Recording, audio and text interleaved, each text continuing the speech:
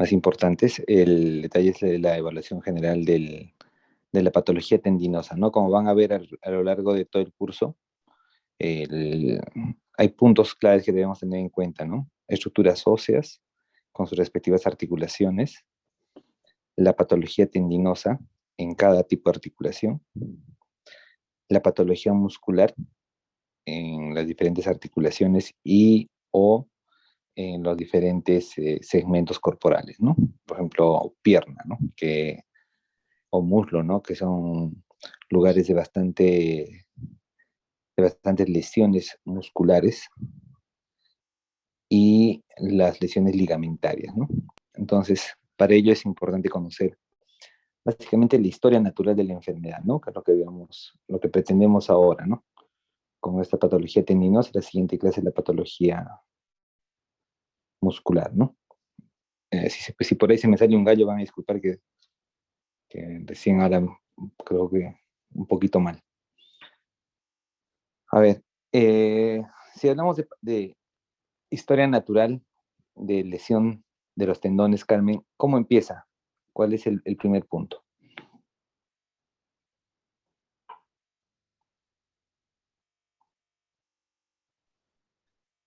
Como historia natural de las patologías, puede traducirse, por ejemplo, por uso excesivo de los tendones, sea por algún deporte, o también causas que causen constricción a los tendones, ¿no? Por una presión.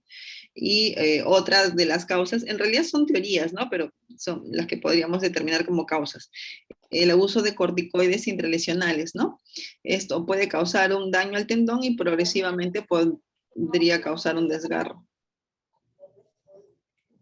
Ya, pues esas son las causas, ¿no? Pero ¿cuál es la historia natural? O sea, es decir, para que un tendón se rompa, por ejemplo, completamente, primero, ¿qué ocurre? Un desgarro Ah, ya. parcial, primero Hay, un, ocurre que... hay una disminución en la irrigación del tejido, que a su vez va acompañado de vacuolización del tejido y degeneración del tejido. Esta hipoxia tisular es la que va a conllevar al desgarro. ¿Y, y en qué punto entra la tendinosis?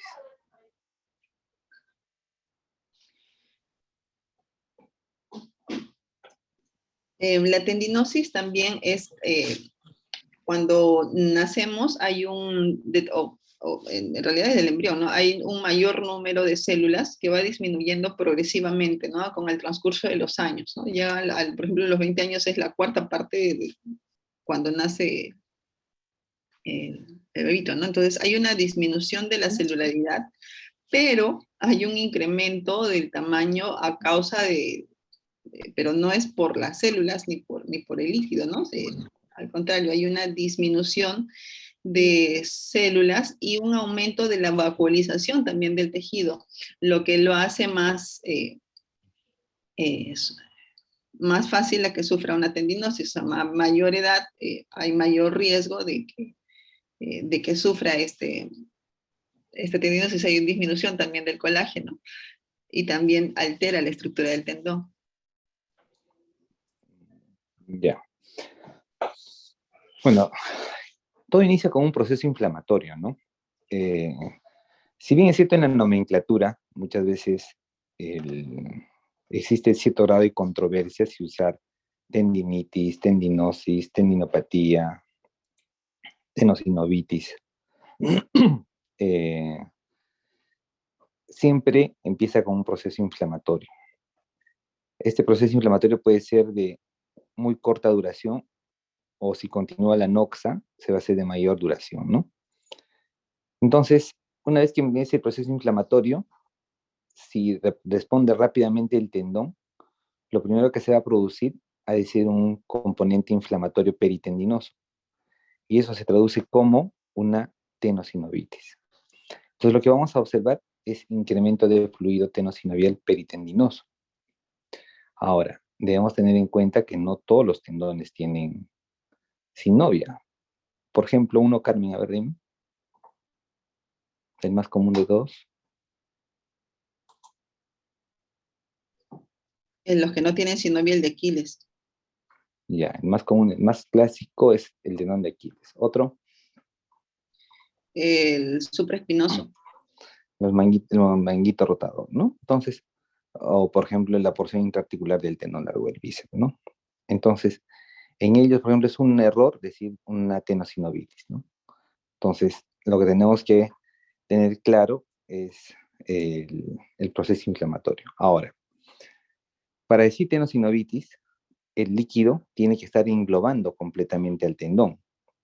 No, no solamente observemos que hay un segmento que tiene líquido y otro no, ¿no? A ver, voy a poner mi pantalla, ¿eh? A ver, voy a comparar mi pantalla.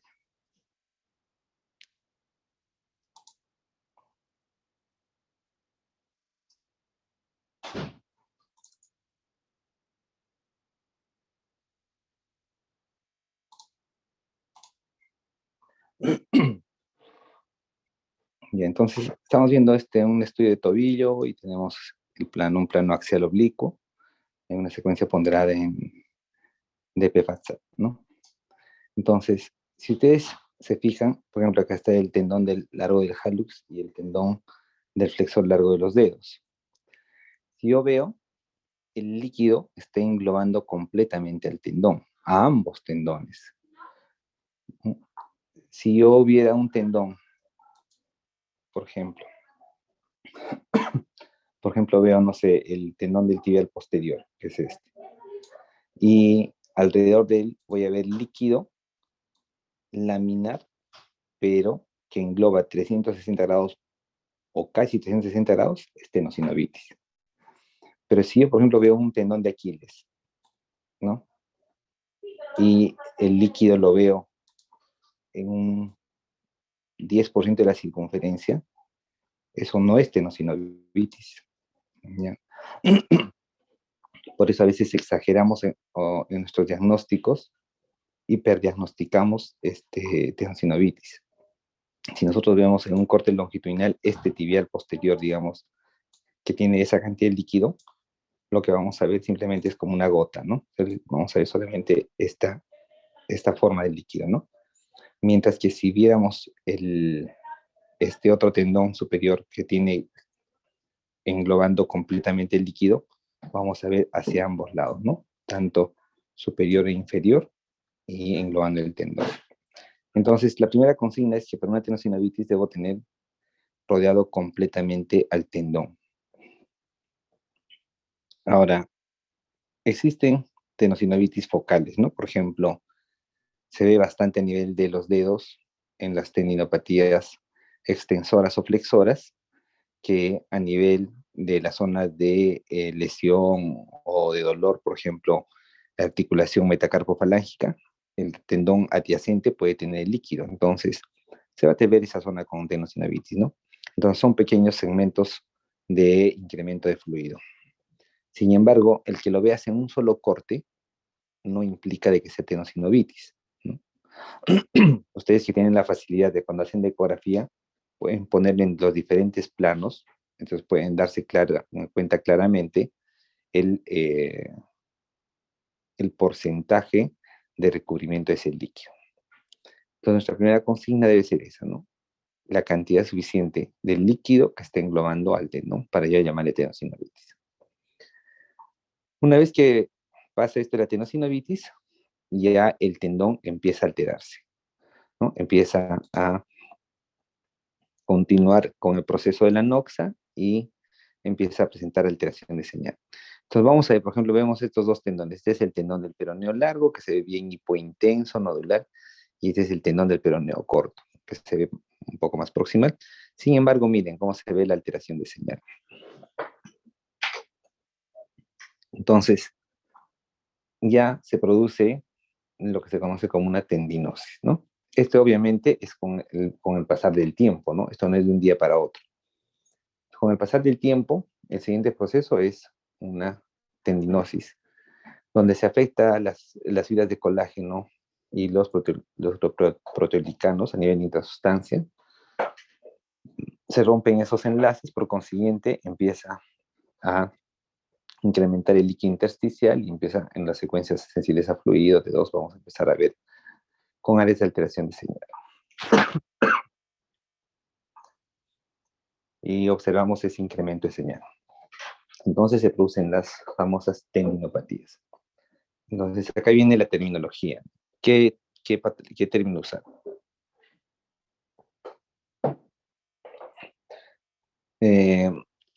Prácticamente como que está por escrito que nosotros utilicemos el término de tendinitis, ¿no?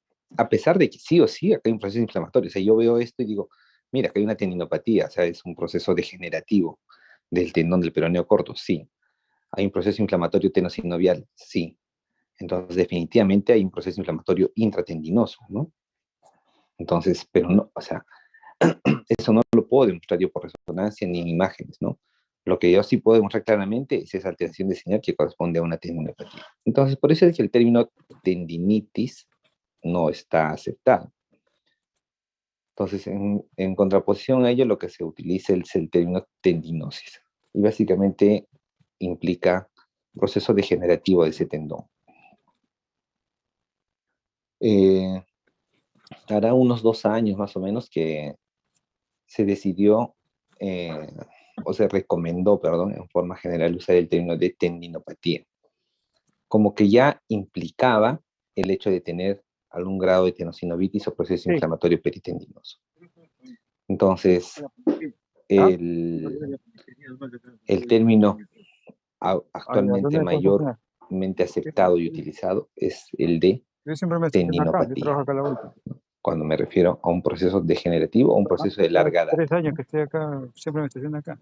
Una vez que tenemos esa tendinopatía, y si continúa la noxa o la injuria sobre ese tendón, o sea, no me refiero cuando hablo de injuria, no necesariamente me refiero a un evento traumático agudo, sino en el proceso del tiempo, ¿no? Pueden ser microtraumas o traumas repetitivos, ¿no? Entonces, si continúa, el siguiente paso es que empiecen a desgarrarse. Entonces, ahí ya vienen las dos partes, ¿no? Un desgarro parcial o un desgarro completo. Cuando hablamos del desgarro parcial, ya existen diferentes tipos de clasificaciones. Eso no he visto en tu posición, Carmen. Pueden ser los desgarros longitudinales, los desgarros parciales intrasustancia, los desgarros parciales que comprometen una de las superficies, ¿no? Entonces, más o menos lo que observamos es, por ejemplo, miren, este tendón del peroneo corto, ya se ve 2 segmentos de él, ¿no? Uno hacia la parte externa y otro hacia la parte interna. Entonces, se encuentran separados, ¿no? Entonces, claramente, este es un desgarro longitudinal del tendón del peroneo corto. El otro tipo de desgarros es que no se dé a nivel longitudinal, sino que se dé a nivel periférico. En ese caso, por ejemplo, lo que vamos a observar va a ser que aquí está el tendón, ¿no?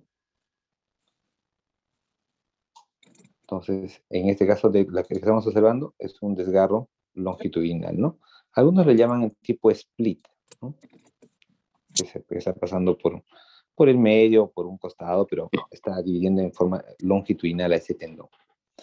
La otra forma de desgarro es que se produzca desde la periferia, ¿no? Que también son los desgarros parciales, ¿no? Que se produzca a este nivel y que separe parcialmente los fascículos del tendón, o las fibras del tendón.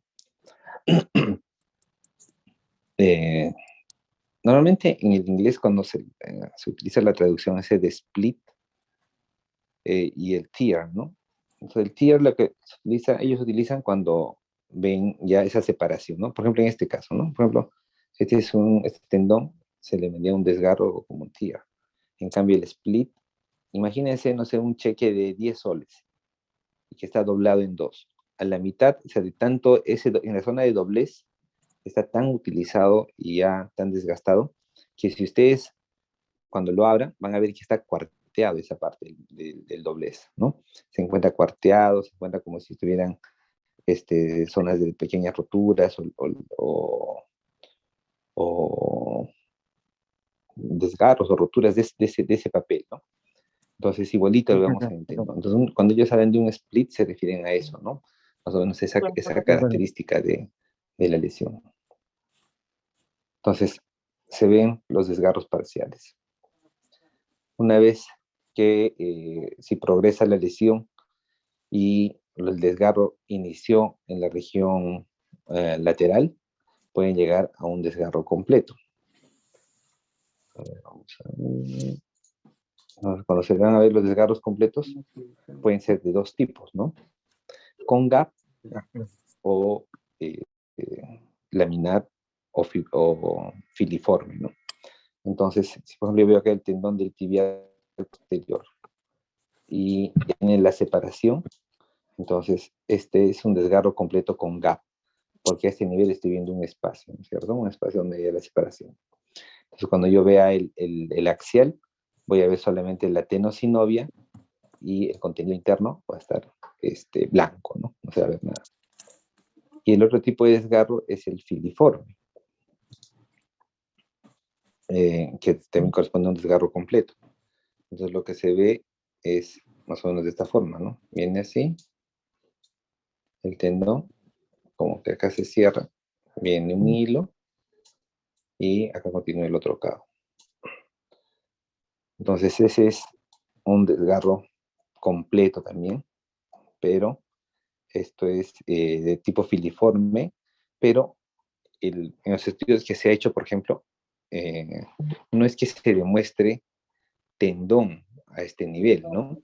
Sino lo que básicamente se demuestra es que este proceso es tan crónico que en esta zona va quedando zonas de fibrina, zonas cicatriciales, ¿no?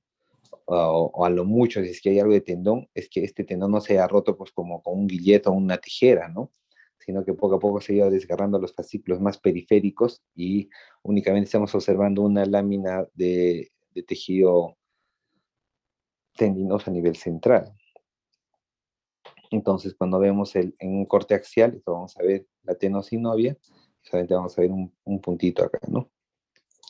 Y todo el resto es heterogéneo, ¿no? Entonces, todo esto es parte de fibrina, todo esto es parte de prácticamente es el detritus hemorrágico y de todo lo que ha conllevado a la lesión, la lesión, ¿no? Entonces, eso más o menos es como nosotros vamos a observar en las lesiones tendinosas. Un acápite especial viene a ser lo que son las uniones miotendinosas, que eso lo vamos a ver en la próxima clase, con el tema de patología muscular, ¿no? Porque la unión miotendinosa sí es otro punto importante a tener en cuenta. Entonces, ya podemos observar en este ejemplo, hay áreas de desgarro longitudinal, hay áreas de tendinopatía, solamente fijándonos el tendón del peroneo corto, ¿no? Y la tenosinovitis. Ahora, si nos vemos el tendón del peroneo largo, en el segmento más distal, igual miren cómo se altera la señal, intrasustancia. Miren, todo iba bien del tendón del peroneo largo hasta que sobrepasa el tubérculo peroneo. Entonces, pues sobrepasa el tubérculo peroneo, inmediatamente después alterada de señal, incremento de fluido tenosinovial. Justo por el surco del cuboides y está completamente alterado. Entonces, no ha sufrido ningún trauma agudo, sino este es un trauma repetitivo o una injuria a repetición, ¿no? O sea, que quiere decir que cuando está jugando con este tendón largo, peroneo largo, se encuentra jugando sobre este tubérculo. Entonces, poco a poco ha ido desgastando, poco a poco ha ido lesionando. Entonces, por eso el segmento distal es el que se ve completamente comprometido. Entonces, igual tienes su tendinopatía. Ahora, los desgarros, así como pueden ser longitudinales, como hemos visto en este tendón de peroneo corto, también dependiendo del grado de tendinopatía que tenga, pueden ser mucho más multidireccionales, ¿no? Por ejemplo, vamos a ver un ejemplo.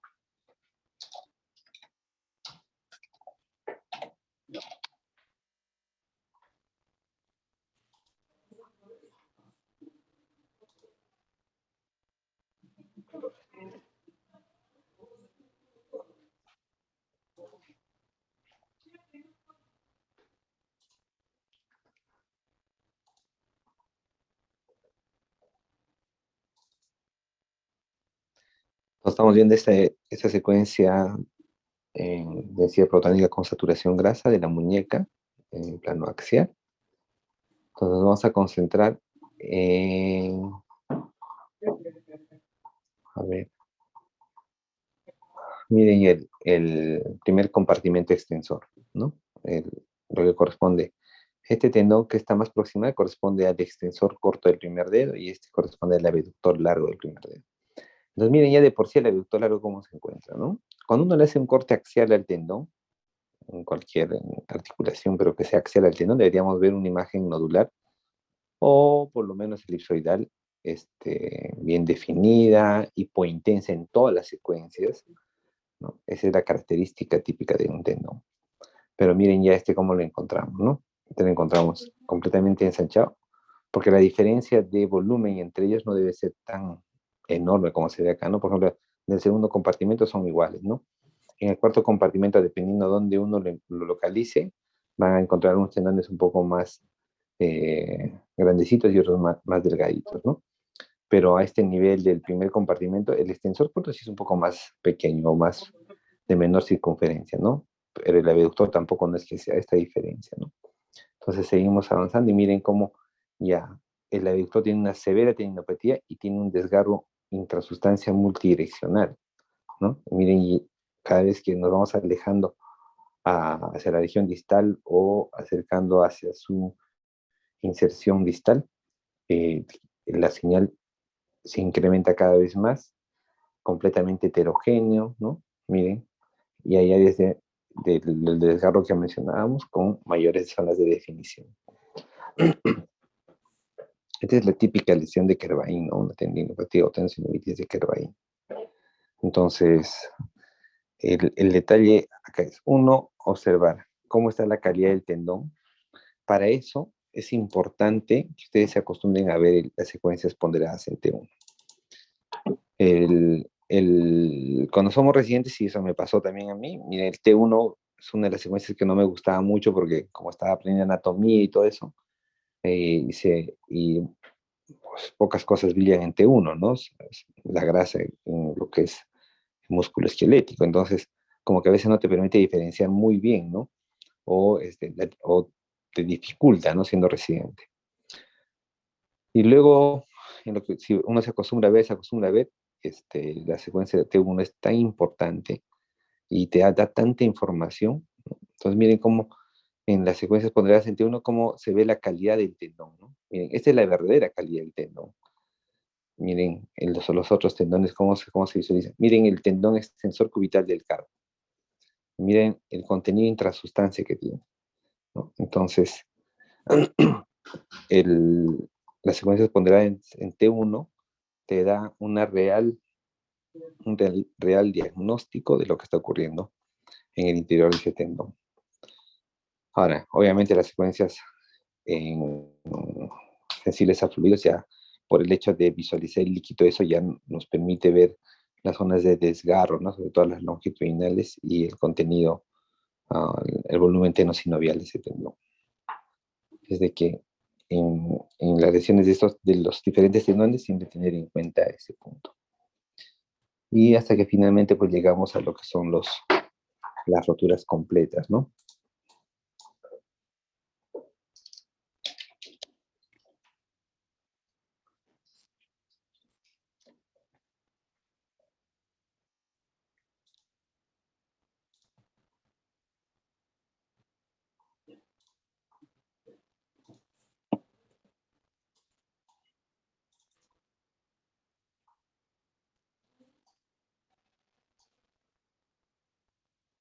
Entonces vemos este tobillo, una resonancia en plano sagital, en secuencia ponderada en stretching steer, ¿no? Y miren el tendón de Aquiles. Entonces el tendón de Aquiles prácticamente presenta una rotura completa a nivel de la inserción en el calcáneo. Presenta el gap que habíamos mencionado. Sin embargo, si ese gap nosotros lo visualizamos en las secuencias de sensible a fluido, una DP-FATSAT, miren, se ve heterogéneo. Miren, es lo que les mencionaba, ¿no? sea, el contenido se ve como contenido interno, ¿no? Se ve como áreas filiformes. O sea, no es de que esté completamente líquido ese interior, ¿no? Por eso es que muchas veces en estas lesiones del tendón de Aquiles se solicita agregar secuencias ponderadas en T2, ¿no? Ya sea en plano sagital o en plano axial, ¿no? Porque en este caso que es rotura completa, sí es fácil de definir, ¿no? Uno ve y dice rotura completa y no hay más vuelta que dar, ¿no? Pero cuando son desgarros parciales, entonces las secuencias ponderadas en T2 te ayudan bastante a determinar el porcentaje y el ancho de lesión, ¿no? Entonces, recuerden que para tendón de Aquiles es importante agregar secuencias ponderadas en T2. Algunos recomiendan un plano, que puede ser el axial, otros recomiendan dos planos, axial y sagital. Ahora, en tendón de Aquiles es otro punto importante, ¿no? Seguro que lo vamos a tocar cuando ya estemos hablando específicamente del tendón de Aquiles o una exposición del tendón de Aquiles, ¿no? Porque al no tener tenosinovia, tiene otro recubrimiento que se llama parateno. Entonces, el parateno está recubriendo el tendón propiamente dicho, y todo el proceso inflamatorio que vemos acá, edema adyacente al tendón, corresponde a una paratenonitis. No paratendinitis, sino paratenonitis. Y el proceso inflamatorio que se encuentra circundando en el tejido adiposo adyacente, por una cuestión de prefijos, algunos prefieren llamarle paratendinitis. En cambio, hay otros que para diferenciarlo de la paratenonitis le llaman peritendinitis. ¿Qué ha pasado? Entonces recuerden, paratenonitis y peritendinitis. Entonces ese es el proceso inflamatorio que está circundando. Y ese es otro tipo de características, ¿no? En el tendón de Aquiles es otro tipo de características, ¿no? Ya lo vamos a estudiar. Pero miren como más o menos para que les estudie, para que vean cuando se produce una rotura completa, cómo se visualiza, ¿no? Listo. Entonces, vamos a complementar esta charla la próxima semana con lo que son las uniones miotendinosas, que son muy importantes, y en general la revisión que van a hacer de lesiones musculares, ¿no? A ver, ¿alguna pregunta?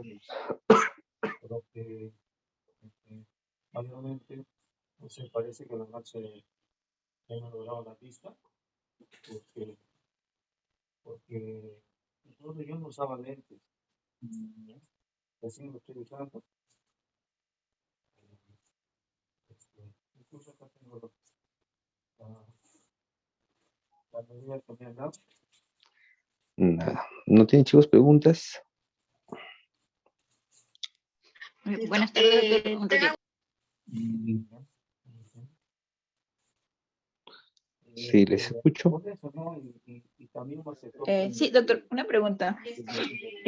Para determinar el porcentaje de ruptura del tendón o de desgarro, ¿es una evaluación más subjetiva o es como o hay algún método, alguna fórmula para determinarlo?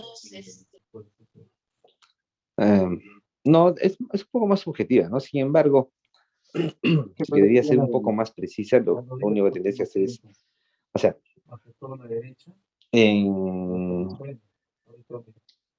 en la evaluación de los tendones, recuerden que todos los tendones son tridimensionales, ¿no? Por consiguiente van a tener una longitud, un ancho y un espesor. Entonces, en longitud generalmente no se describe el desgarro. Por ejemplo, en este tendón de Aquiles, no me interesaría mucho saber este desgarro intrasustancia cuánto está dándose, ¿no? Para mí es más importante ver el espesor y el ancho, ¿no? Entonces, en el espesor, en el caso del tendón de Aquiles, por ejemplo, es de atrás hacia adelante, ¿no? O de posterior, o de anterior a posterior. Entonces, ese generalmente se describe en porcentaje, ¿no? Ahora, si lo quieres hacer más objetivamente, es midiendo solamente la extensión anterior-posterior y midiendo el desgarro, ¿no? Y ahí le puedes sacar un porcentaje, ¿no? Ahora, recuerden que en esto de mesuraciones, pues no todos vamos a medir, unos medirán 5 milímetros, otros 6, otros 7, otros 4, ¿no? Pero Más o menos el porcentaje es un punto arbitrario en el que no te exige tanta precisión, ¿no? Entonces tú dices, por ejemplo, vas a ver el desgarro, imagínate que solamente fuera esto, de acá, acá. Entonces dices, es más o menos 0.5 centímetros de cuánto. De este nivel de 1.5, ¿no? Casi estás hablando de un 30%, ¿no? Entonces dices, ¿no? Un desgarro a espesor parcial entre 30 a 35%, ¿no? Ese es, en ese sentido va, ¿no? Y el ancho sí es en medida, no en centímetros. Y eso se hace generalmente en el plano coronal o en el plano axial para determinar cuánto está de ancho, ¿no? Pero, como te digo, si lo quieres hacer con mayor precisión, ya sea en el tendón normal o en el tendón sano, le vas a hacer la medida, ¿no? Porque, o sea, tú no puedes considerar, por ejemplo, el tendón de Aquiles normalmente tiene 6, 7 milímetros de espesor. En ese caso, si tú le vas a usar con referencia a eso, prácticamente este tendón a los 0,6 ya estaría desgarrado completo, ¿no? O un roto completo. Entonces, pues lo que se usa es la medida de lo que actualmente se mueve el tendón. Gracias, doctor. Y tiene que estar indicado así por el traumatólogo. Doctor, una pregunta. A veces en ecografía hay una cantidad de líquido que se encuentra alrededor del tendón y a veces lo catalogamos como normal. En resonancia, siempre cualquier cantidad, sea muy delgadita alrededor del tendón, es normal. Si es circundante al tendón, es que depende del tendón también, ¿no? Por ejemplo, si me dices el flexor largo del hallux, no, ese casi nunca le consideramos como una tendinosideritis. A ver, en común entre ecografía debes encontrar seguro el tendón largo del bíceps. El tendón largo del bíceps es extraarticular.